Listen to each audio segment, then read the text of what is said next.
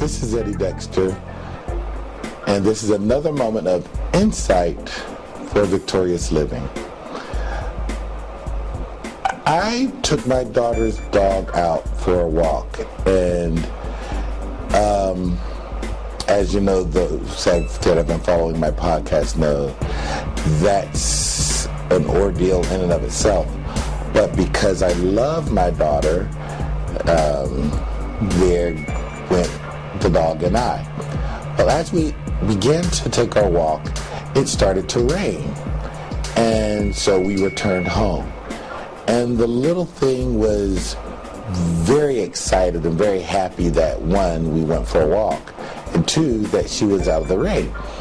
And so, as all dogs do, they get excited when they're happy and they want to show their gratitude by jumping up and down and trying to lick. So I picked the dog up and allowed her to jump up and down excitedly. And then she would sit down and let me pet her. Well, as she did that, I was like, oh man, something is smelling pretty wrong right now. And I realized that it was the dog. And I sat her down. But she wasn't done getting her pets, and so she wanted to jump back up. So I picked her back up and I pat her some more, and she was very excited. But it soon got to the point where I couldn't take it, and I had to set the dog down. Well, as soon as I did that, the thought came to me that a lot of us go into the house of praise and worship just like that dog. Well, what do you mean, Brother Stewart? Well, what I mean is that we may have some sort of ought against our brother or sister, and yet we think that we're all right. So we run around and we run around the church, we lift our hands up in praise, we clap and sing songs, and the Father is like, you're really not impressing me. All of that praise and worship that you're doing, it's really filthy. It's really like filthy rags. You really are stinking up the joint. The Father says this, well, through his Son, he says this about unforgiveness.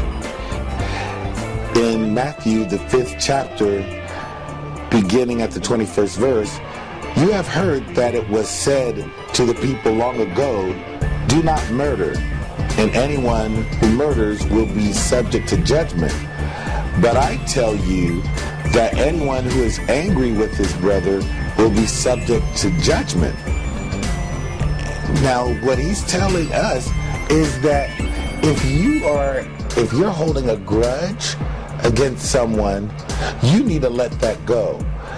Don't expect to come to the altar or leaving you're laying a gift down and then lifting your hands up and praise and expect the Father to be impressed with that.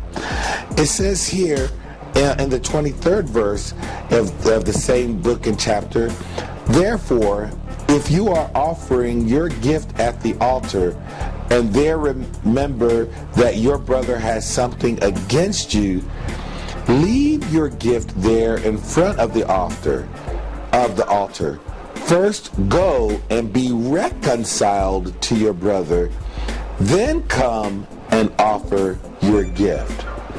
In other words, the Father is more impressed that you get it right with that brother or sister that has done you wrong, or that you remember that you did wrong to them and you want to get it right with them.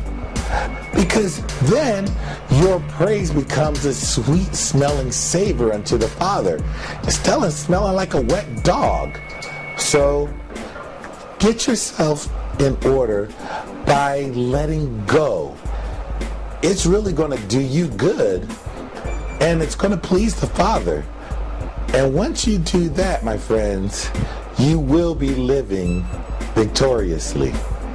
This is Eddie Dexter Stewart with another moment of insight for victorious living.